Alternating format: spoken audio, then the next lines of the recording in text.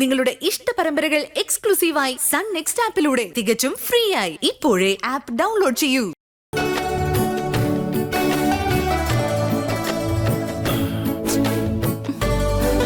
മോളെ, നീ എന്തിനാ ഇങ്ങനെ ടെൻഷൻ അടിക്കുന്നത്? അവനൊന്നും പറ്റില്ല. മഞ്ജു എല്ലാ കാര്യങ്ങളും നോക്കിക്കോളും. ഞാൻ ചേച്ചിയെ വിളിച്ച് പറഞ്ഞിട്ട് എത്ര നേരമായി, ഇതുവരെ ഒരു വിവരവും ഇല്ല. ഞാൻ ചേച്ചി ഒന്ന് വിളിച്ചു നോക്കട്ടെ. ഹലോ.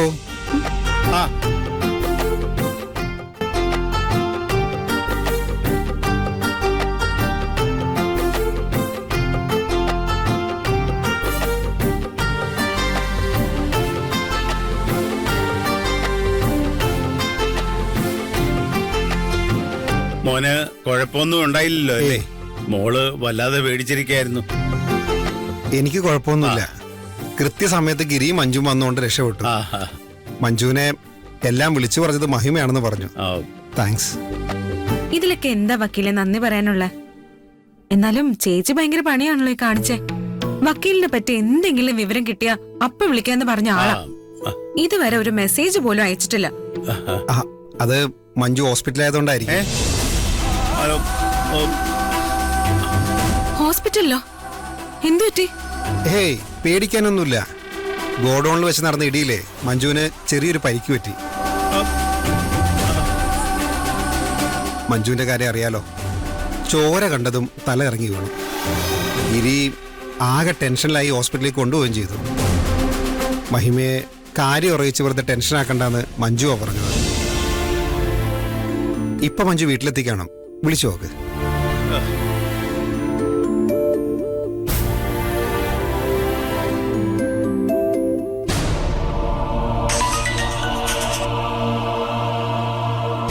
മോളെ, ഞാൻ കുറച്ച് തിരക്കിലായിപ്പോയി, അതാ വിളിക്കാത്തത്. മുകുന്ദൻ ഒരു കുഴപ്പമില്ല. എനിക്കറിയാം, വക്കീൽ ഇവിടെ ഉണ്ട്. ചേച്ചിക്ക് എന്താ പറ്റിയത്? ഒന്നുമില്ല മോളെ, ചെറിയൊരു മുറിവേ ഉണ്ടായിട്ടുള്ളൂ. കുറച്ച് ചോര പൊടിഞ്ഞു.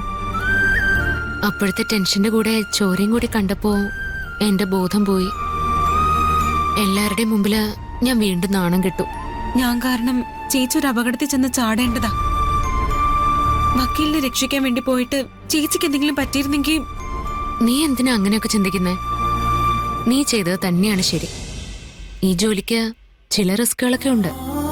അത് ഈ യൂണിഫോം ഇട്ടത് മുതൽ ഞാൻ അംഗീകരിച്ച സത്യം. എനിക്കതിലൊരു വിരോധവുമില്ല.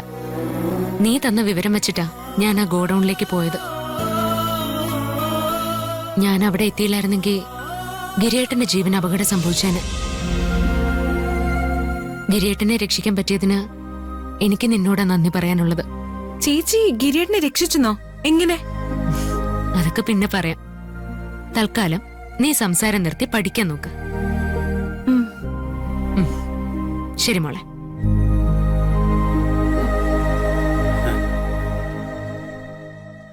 ഇപ്പൊ സമാധാനായില്ലേ? എന്നാ ശരി, ഞാൻ ഇറങ്ങിക്കോട്ടെ. ഓക്കെ മോനെ.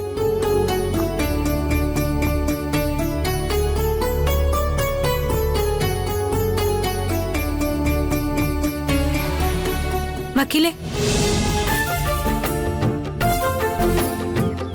വക്കീലിനെ ആരാ തട്ടിക്കൊണ്ടുപോയത്?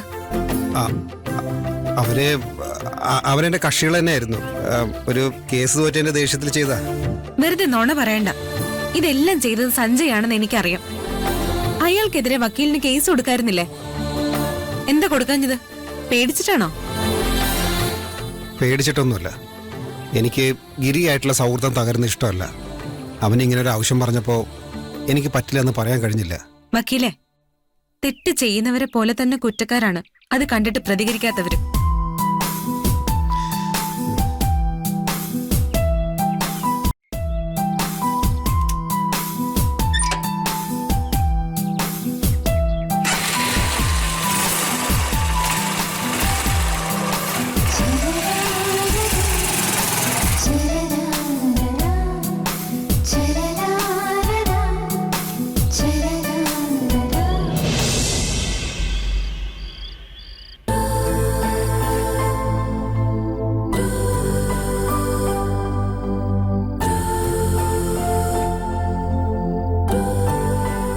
അപ്പൊ എഴുന്നേക്കണ്ട.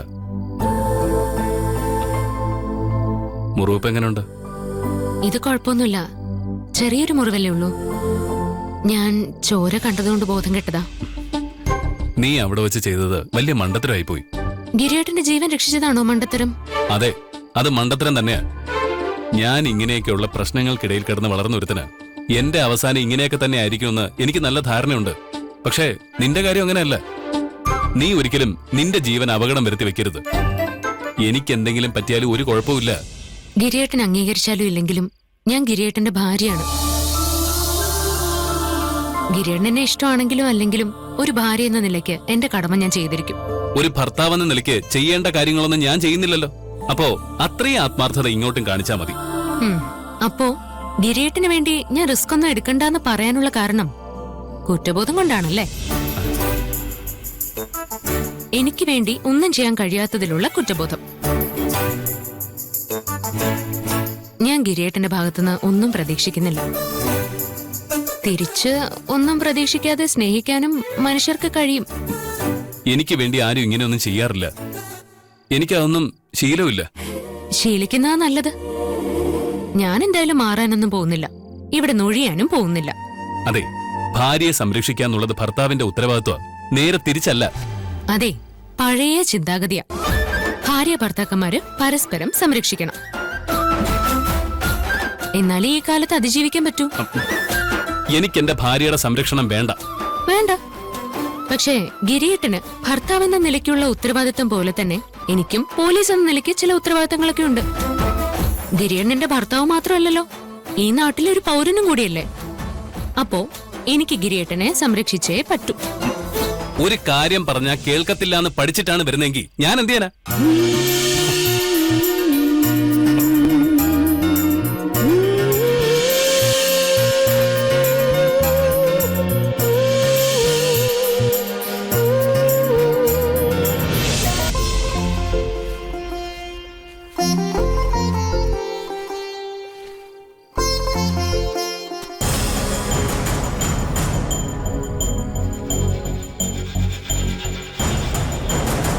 ആ, ഗിരി വന്നോ?